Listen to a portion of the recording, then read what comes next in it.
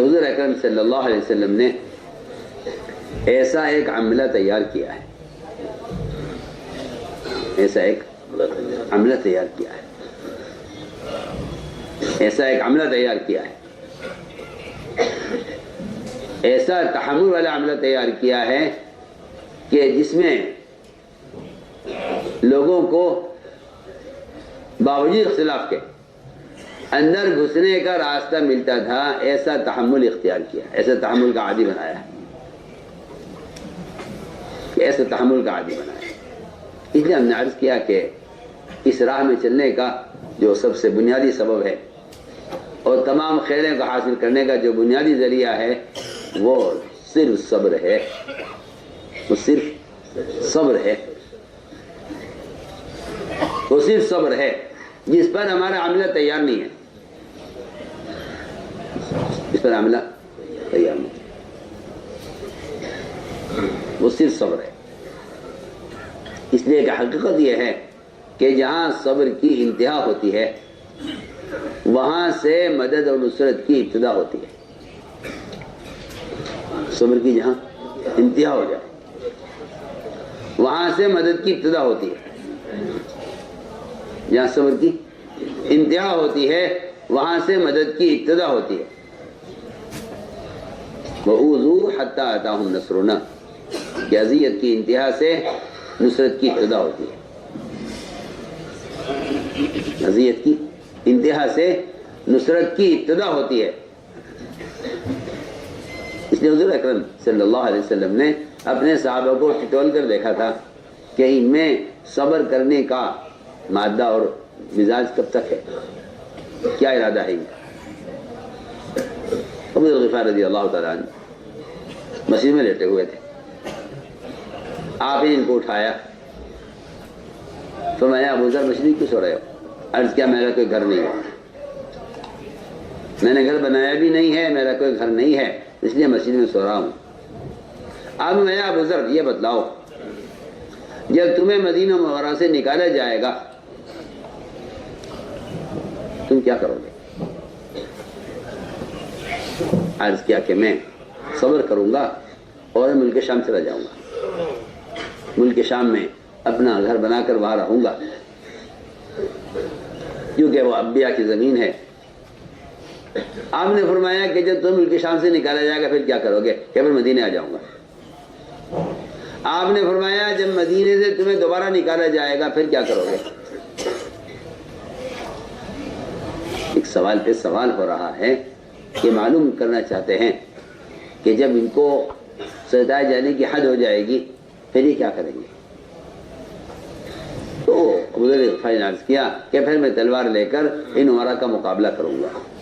فرمایا ابو ذر صبر کرتے رہنا، برداشت کرتے رہنا، اسی حالت پر ہماری تمہاری ملاقات حوض کوثر پر ہوگی، اسی حالت پر ہماری تمہاری ملاقات حوض کوثر پر ہوگی۔ 2-4 سال 10 سال کی کوئی مدت نہیں بتائی، بلکہ فرمایا کہ صبر، یہ صبر کا تعلق تو قبر تک ہے، اور آپ نے اس کا جو نتیجہ بتایا اور اس کا جو فائدہ بتایا وہ یہ کہ اگر صبر کرتے رہے تو ملاقات حوض کوثر پر ہوگی۔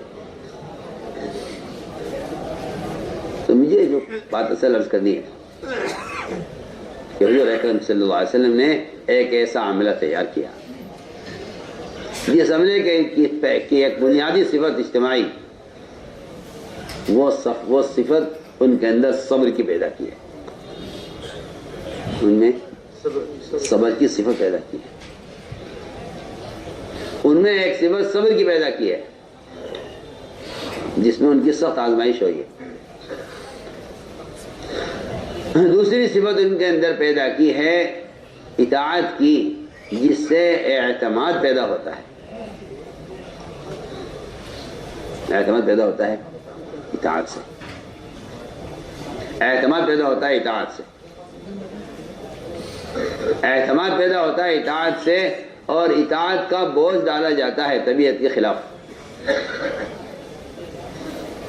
کہ اس سے عملہ معتمد ہو جاتا ہے،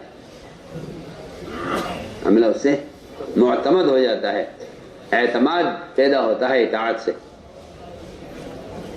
اعتماد پیدا ہوتا ہے اطاعت سے،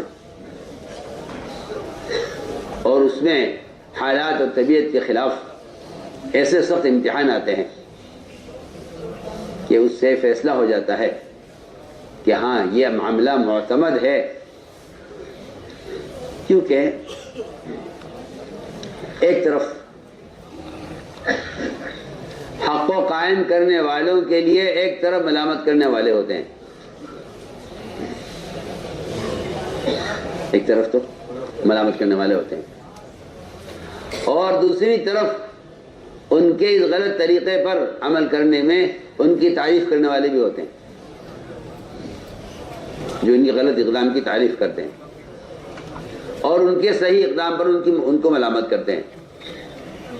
فرمایا مخلصین وہ لوگ ہوتے ہیں، مخلصین وہ لوگ ہوتے ہیں جو کسی کی تنقید سے متاثر نہیں ہوتے اور تعریف کرنے سے وہ ان کو خوشی نہیں ہوتی۔ وہ ایسے مخلصین لوگ ہوتے ہیں جو کسی کی ملامت کی، حق کے بارے میں کسی کی ملامت کی پرواہ نہیں کرتے، حق کے بارے میں کسی کی ملامت کی پرواہ نہیں کرتے۔ وہ ایک ایسا معتمد عملہ ہوتا ہے جو حق کے بارے میں کسی کی ملامت کی پرواہ نہیں کرتا۔ حضور اکرم صلی اللہ علیہ وسلم نے ایسا ایک مجموعہ تیار کیا تھا صحابہ کا، اللہ اکبر۔ میں اسی کو عرض کر رہا ہوں کہ صبر کی آزمائش، صبر کی آزمائش اطاعت میں ہوتی ہے،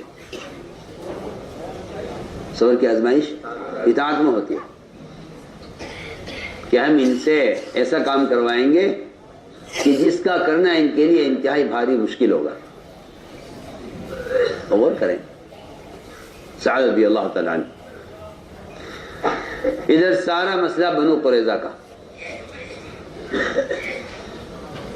قوم کے سردار، آپ صلی اللہ علیہ وسلم نے معاملہ ان کے سپرد کر دیا، فرمایا کہ تم جو فیصلہ کرو ہمیں منظور ہے۔ میری بات بے انتہا توجہ چاہتی ہے۔ سوال اس بات کا ہے کہ یہ ہم سے قوم کی سفارش کرتے ہیں یا قوم کے خلاف ہماری چاہت کے مطابق فیصلہ کرتے ہیں۔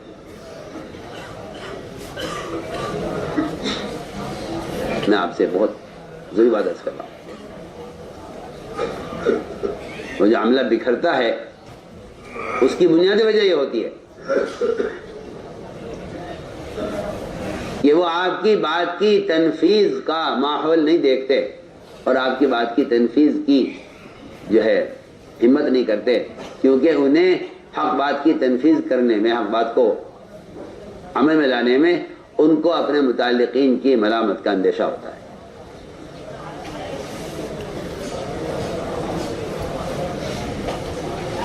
انہیں اپنے متعلقین کی ملامت کا اندیشہ ہوتا ہے کہ میں نے ان کو ہم کیا جواب دیں گے۔ ہم عرض کرنا چاہتے ہیں کہ حضور اکرم صلی اللہ علیہ وسلم نے اپنا عملہ تیار کرنے میں، اللہ اکبر، ان پر ایسا بوجھ ڈالا ہے عملے پر، اس سے صاف بات ہو گئی کہ یہ قوم کی ملامت کی ان کو کوئی پرواہ نہیں ہوگی۔ حضرت سعد رضی اللہ تعالیٰ نے کے ذمہ کر دیا کہ آپ جو فیصلہ کرنا ہے ہمیں منظور ہے۔ ادھر پوری قوم اور ادھر آپ صلی اللہ علیہ وسلم، آپ نے فرمایا کہ جو فیصلہ تم کرو ہمیں منظور ہے۔ اول تو بات یہ ہے کہ عملے کا ایک فرد بھی اتنا معتمد ہے کہ پوری قوم ایک طرف ہوگی اور یہ سعد رضی اللہ تعالیٰ عنہ یہ ہماری چاہت کے مطابق قوم کے خلاف فیصلہ کریں گے، انہیں اس کی کوئی پرواہ نہیں ہوگی کہ قوم مجھے کیا کہے گی، میرے قوم کے ساتھ معاملات ہیں، ہمارے تعلقات ہیں، ہماری رشتہ داریاں ہیں، ان کا کیا ہوگا، کچھ نہیں۔ میں عرض کرنا چاہتا ہوں کہ حضور اکرم صلی اللہ علیہ وسلم نے ایسا عملہ تیار کیا تھا کہ کہیں سے کوئی تعلق، کوئی رشتہ داری، کوئی قرابت داری، کوئی تجارتی تعلقات، آپسی معاملات، کون سی چیز ایسی ہے جو حق کے نافذ کرنے میں رکاوٹ بن سکتی ہو اس سب کو آپ نے کٹوایا ہے، اس سب کو آپ نے کٹوایا ہے۔ میں بہت آپ سے بہت ضروری بات درج کر رہا ہوں، سب کو کٹوایا۔ فرمایا کہ تم میں اگر تو کوئی شخص اس وقت تک مومن ہو نہیں سکتا جب تک اس کے دل کی تمام چاہتیں اور اس کی چاہت کے تمام رشتے سب کے سب کٹ کر صرف محمد صلی اللہ علیہ وسلم اور اللہ کا تعلق باقی نہ رہ جائے، اس وقت تک تم مومن نہیں ہو سکتے۔ سعد رضی اللہ تعالیٰ عنہ سے فیصلہ کروایا، قوم خوش ہو گئی کہ ہمارے سردار ہیں، ہمارے حق میں فیصلہ کریں گے۔ ادھر آپ صلی اللہ علیہ وسلم اور صحابہ، ادھر پوری قوم، درمیان میں سواری پر حضرت سعد رضی اللہ تعالیٰ عنہ۔ آپ کی طرف چہرہ نہیں کیا شرم کی وجہ سے، اور قوم کی طرف منہ کر کے پوچھا آپ صلی اللہ علیہ وسلم سے، خطاب آپ کو کر رہے، بات آپ سے کر رہے، چہرہ کر رکھا ہے قوم کی طرف، اور یہ کہا کہ اے محمد صلی اللہ علیہ وسلم اگر آپ یہ بتائیے جو میں فیصلہ کروں گا آپ اس کو مانیں گے؟ یہ معمولی بات ہے، یہ معمولی بات ہے۔ رسول کے سامنے یہ کہنا کہ جب میں فیصلہ کروں گا آپ مانیں گے، اور اتنا معتمد فرد ہے کہ ساری قوم ایک طرف ہے، لیکن آپ نے فرمایا سعد جو فیصلہ تم کرو گے ہم مانیں گے۔ سوچئے آپ، میں تو آپ کو ایک بہت ہی اہم مثال دے رہا ہوں۔ ہم بہت معمولی چیزوں میں یہ کہتے ہیں کہ نہیں یہ بات چلنے والی نہیں ہے، تو اس کو ہمارا طبقہ اس کو لے گا نہیں، اور وہاں اللہ اکبر، وہاں غور کیجئے کہ وہاں سعد رضی اللہ تعالی عنہ، ادھر پوری قوم، اور آپ نے معاملوں کے حوالے کر دیا کہ تم جو فیصلہ کرو۔ ادھر قوم سے کہا کہ جو فیصلہ میں کروں گا تم مانو گے؟ اس وقت چہرہ کیا آپ صلی اللہ علیہ وسلم کی طرف، یہ بہت ہی ضروری بات ہے، چہرہ آپ کی طرف کیا۔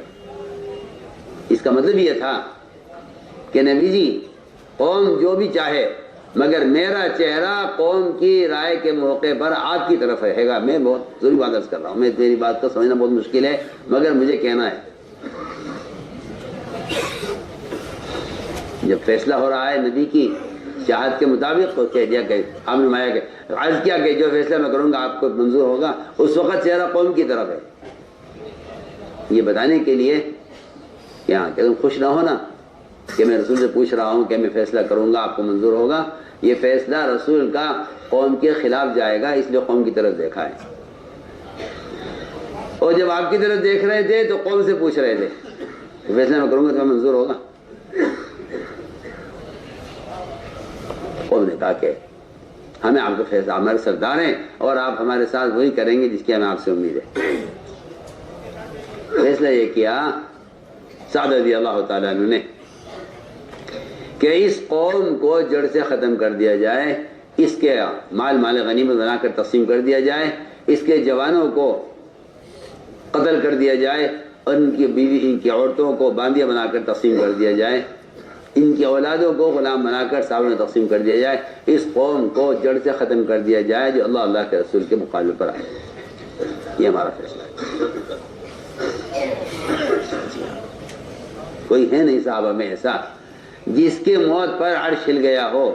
آپ اندازہ کریں حضور اکرم صلی اللہ علیہ وسلم اتنا تیز دوڑ کر گئے ان کے جنازے میں کہ صحابہ کی چادریں گر گئی ان کے کندھوں سے، اور تسمے ٹوٹ گئے ان کے پیروں میں، چپلوں کے تسمے ٹوٹ گئے۔ صحابہ نے کہا میں تک اتنا کیوں عاملہ پک کر چلے؟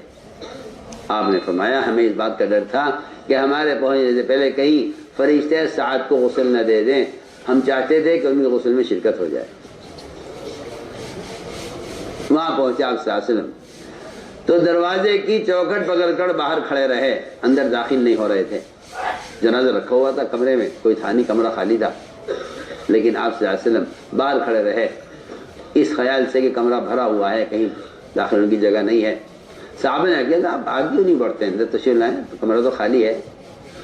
آپ نے کچھ دیر انتظار کرنے کے بعد اس طرح پیر اٹھایا جیسے آپ کسی کو پھلانگ کر اندر داخل ہو رہے ہوں اور بڑی مشکل سے آپ نے پنجہ ٹکایا ایک جگہ، صحابہ دیکھ رہے تھے کہ خالی کمرے میں آپ اس طرح کیوں چل رہے ہیں؟ صحابہ نے عرض کیا کہ اللہ کیا بات ہے، آپ اس طرح کیوں چل رہے تھے؟ آپ نے فرمایا کمرہ ملائکہ سے اتنا بھرا ہوا تھا کہ کہیں پیر رکھنے کی گنجائش نہیں تھی، ایک فرشتے نے اپنا پر سمیٹا تو مجھے پیر رکھنے کی جگہ ملی۔ سوچیے آپ، میں آپ کو یہ مثال اس لیے دے رہا ہوں کہ ایسا صبر کرنے والے مخلصین کو کا یہ ان کا درجہ ہوتا ہے، یہ ان کا درجہ ہوتا ہے۔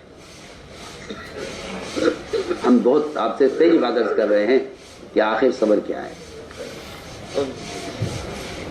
حق کی تنفیذ میں، حق بات کی تنفیذ میں جو ناگواریاں پیش آئیں ان کو برداشت کرنا صبر ہے۔ حق کی تنفیذ میں جو ناگواریاں پیش آئیں، حق کی تنفیذ جو ناگواری پیش آئے اس کو برداشت کرنا صبر ہے۔ حق کی تنفیذ میں جو ناگواری پیش آئے اس کو برداشت کرنا صبر ہے، کہ حق کو نافذ کرنا ہے، حق کو نافذ کرنا ہے، اس کی تنفیذ میں جو ناگواری پیش آئے اس کا برداشت کرنا صبر ہے۔ بیان آپ کو پسند آیا ہو تو بیان کو لائک، شیئر اور چینل کو سبسکرائب کرنا مت بھولیے۔ کمنٹس میں اپنی رائے کا اظہار ضرور کیجیے۔